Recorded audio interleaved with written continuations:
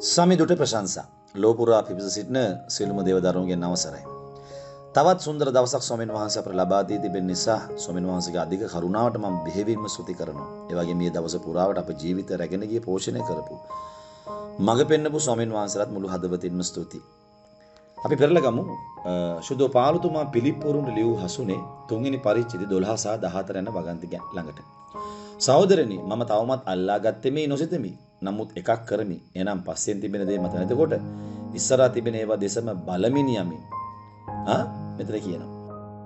ඒ වගේම මම 12 වෙනි පදයට චුට්ටක් කියවන්න. මා දැනටම ලබාගෙන සිටනවත් දැනටම සම්පූර්ණ වී සිටනවත් නොවේ. නමුත් යමක් මිනිස ක්‍රිස්තුස් වහන්සේ මා අල්ලාගත්සේක්ද ඒක අල්ලා ගන්නට වීරයෙන් මමත් දුවගෙන යමි. හරි?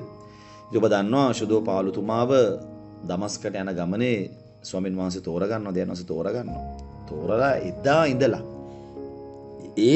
ඉඳලා පාවුලුතුමා මිය යනතුරු පාවුලුතුමා කොච්චර සේවය කරාද මොන තරම් උතුම් සේවයක් කළාද කොච්චර ගමන් කරාද කොච්චර සභාවල් පිටුවද කොච්චර නම් ඉරගෙවල් හිටියද කොච්චර නම් කුටි කෑවද. නමුත් පාවුලුතුමා කියනවා මෙතන මගේ ආශාව නම් තාම අඩු වෙලා නැහැ.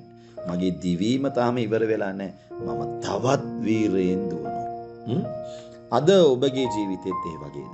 ජේසුව දැක්ක දවසේ, සේවයට ආපු දවසේ, ඒ වගේම තාම ඔබ දුවනවද අඩු වෙලාද? 13 කියනවා සහෝදරනි මම තවමත් අල්ලාගත්තේ මේ නොසිතමි. තාම මම අල්ලලා නැහැ. තාම මම ඉවර නැහැ. නමුත් එකක් කරමි. පස්සෙන් තිබෙන දේ නැතිකොට ඉස්සරහා තිබෙන දිසම බලාගෙන යමින් ඉන්නවා කියලා කියනවා. ඉතින් ඔබට මේ මුල් දවසේ ලැබුණු උන්වහන්සේ ළඟට ආපු සේවය කරද්දි පල්ලි ආපු ඔබට මේ මුල් දවසේ ලැබුණු සතුට තවම ඒ විදියටම තියෙනවද? එහෙම නැත්නම් නැති වෙලාද? කල්පනා කරලා බලන්න. එහෙම නැත්නම් අඩු වෙලාද? එනද සමහර අයගෙන් නැතිම වෙලාද? පාවුලුතුමා කියනවා අල්ලගත්තේ නැහැ. වීරෙන් තාම දුවනවා. අපි ඔක්කොම සෝඩා බෝතලේ වගේනේ. එකපාර වැඩි වෙලා අඩු වෙලාම ගිහිල්ලා. ඇයි දැන් වෙන දෙයක් දිහා බලනවා. දැන් වෙන දෙයකට ආශා වෙනවා. ඊශ්‍රායල් සෙනග ගලවගෙන මෝසෙස් එනකොට ජනතාව සතුටින් ආවා. දෙවියන් වහන්සේ කළ දේ දකිද්දී නේද?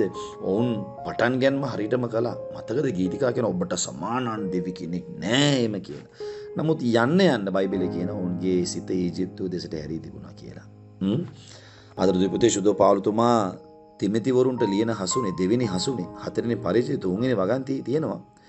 තමන්ගේ ආශාවල් ලෙස තමන්ටම ගුරුවරුන් රැස් කරගත්ත කියලා. අද ඒ වගේ තමයි නේද? ස්වාමින් වහන්සේගේ ගමන යන්න නෙමෙයි. තමුන්ගේ ගමන යන්න, තමුන්ට ඕන ආකාරයේ දේශනා අහන්න, තමන්ට ගැළපෙන ගුරුවරු ළඟට අද මිනිස්සු යන්න පටන් ගන්න තියෙනවා. ගලාතිවරුන්ට සුදෝ පාලුතුමා ලියනවා ආත්මෙන් පටන්ගත් නුඹලා දැන් මාංශයට හැරිලා තියෙනවා කියලා. නේද? ඒ නිසා මම ඔබෙන් අහනවා මෙන්න මේ ප්‍රශ්නේම. ආරම්භයේ තිබූ ආශාව, සතුට, ප්‍රීතිය තාම ඔබට තියෙනවද? එහෙම නැත්නම් ඒක අඩු වෙලාද? කල්පනා කරලා බලන්න. අපි නැගිටු මියාචා කරමු. ස්වල බලදාරි බලවන්ත ජීවමාන දෙවි සමිදායන ඔබට ස්තුතිවන්ත වෙනවා මේ අනගිතුමු වචන නිසා. අද දවසේ ඔබගේ අනර්ග ආදරය අපත වෙලාගත් නිසා ඔබට ස්තුති කරනවා සමිඳුනේ. මේ වචනේ කරුණු කොටගෙන ඔබ වහන්සේගේ බලාපොරොත්තු කරා දුවන්නට දේවතාවත මෙන්න අපේ ජීවිත ඔබට බාර කරනවා, කැප කරනවා. කතා කරා මාවත් අසලකී කරනවා මේ සිළු සෙනගත ඔබ වහන්සේ ආශිර්වාද කරන්න. මහත්ම දයතට බාරයි. ජේසුස් ක්‍රිස්තුස් වහන්සේගේ උතුම් නාමය නිසායි. ආමෙන්. ආමෙන්. ආමෙන්. දිසුබිටයි. මම සමීර හමුවෙමු උදෑසන 4 මාර්තු ශ්‍රී වචනයත් එක්ක. සුබ දවසක්.